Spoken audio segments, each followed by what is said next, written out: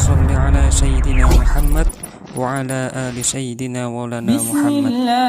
Harapan dan doa saya semoga saudaraku semuanya selalu diberikan kesehatan, dilapangkan rezekinya, diampuni dosa-dosanya, dan dipanjangkan umurnya. Amin, amin, ya rabbal alamin. Apabila Allah subhanahu wa ta'ala menitipkan makrifat di dalam hati seorang hamba, maka pastilah nampak bekas-bekas makrifat itu di atas anggota-anggota tubuh si hamba itu. Apabila Allah memberikan cahaya ma'rifah ke dalam hati kita, maka bekas atau alamat tanda ma'rifat yang ada di dalam hati itu nampak di seluruh zahir tubuh kita. Artinya mata, telinga, tangan, kaki, seluruh anggota tubuh nampaklah tanda-tanda orang yang di dalam hatinya itu diberikan Allah ma'rifat tadi. Maka bermula anggota-anggota, perbuatan anggota-anggota mengikuti bagi keadaan hati. Perilaku seseorang artinya mengikuti keadaan hatinya. Nah, apabila hati seseorang itu ma'rifat billah, maka anggotanya pun mencerminkan sikap orang yang ma'rifat billah.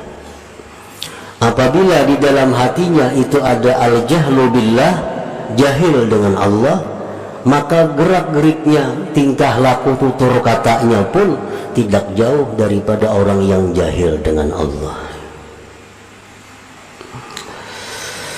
Famanidda'al ma'rifata wa lam tazhar atharuha 'alal jawarih fahuwa kadzibun fi da'waha. Maka barang siapa yang mengaku ma'rifat atau merasa ma'rifat tetapi tidak nampak tanda-tandanya, bekas-bekasnya di anggota-anggota tubuhnya, maka berarti dia itu dusta dalam pengakuannya. Mengaku itu baik artinya aku ma'rifat, mengaku, atau rasa ma'rifat, tetapi pada zahirnya, tingkah lakunya tidak didapat bekas-bekas ma'rifat, maka berarti dia tidak benar dalam pengakuannya atau perasaannya itu. Qala Allah Ta'ala, Allah berfirman, ta'rifuhum bisimahum, kamu kenal kepada mereka itu dengan tanda-tanda yang ada pada mereka. Orang yang di dalam hatinya jahil dengan Allah tampak kelihatan di seluruh anggota tubuhnya. Begitu pula orang yang ma'rifat dengan Allah tampak tandanya di dalam zahir anggota tubuhnya. Imam Ahmad Ibnu Athaillah menulis hikmah ini adalah untuk memberitahu kepada kita bagaimana kita memilih kawan, memilih guru, memilih orang-orang yang kita akan kerjasama dengannya. Apakah orang yang itu termasuk orang yang jahil dengan Allah atau orang yang ma'rifat dengan Allah? Nah, jadi Sidin ulahkan ini alamatnya, tandanya, bahwa bagaimana hati orang yang ma'rifat dengan Allah itu, bagaimana hati orang yang jahil dengan Allah. Famin atharil ma'rifatil lati yustadallu biha, setelah daripada bekas ma'rifat, tanda artinya tanda ma'rifat yang bisa dijadikan dalil dengan ma'rifat itu kepada seseorang, isarul akhirah ala dunia,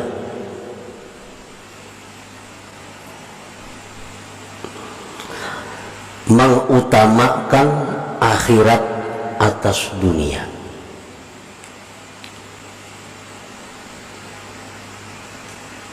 Artinya bukan membuang dunia, bukan kada menghiraukan dunia, tetapi orang yang ma'rifat itu mau bisa berurusan dunia, tetapinya mereka itu tetap mengutamakan akhirat.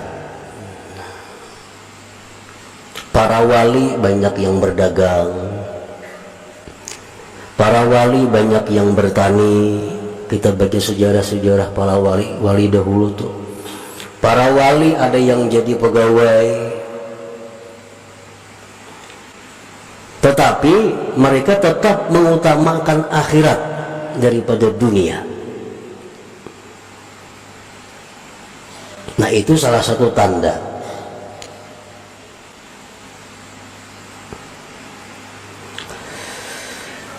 Karena mereka orang yang ma'rifat dengan Allah itu meyakini sekali bahwa akhirat itu lebih baik daripada dunia. Nah, baiknya akhirat dari dunia itu bukan berarti harus kita tinggalkan dunia, bukan. Tetapi baiknya akhirat dari dunia itu agar kita utamakan akhirat daripada dunia.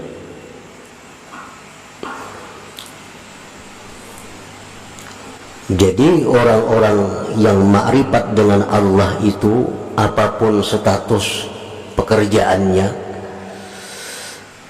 intinya mereka selalu mendahulukan kepentingan akhiratnya dibanding dunia.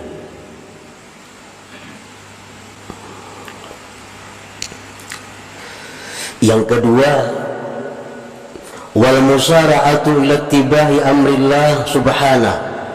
Mereka itu segera mengikuti perintah Allah,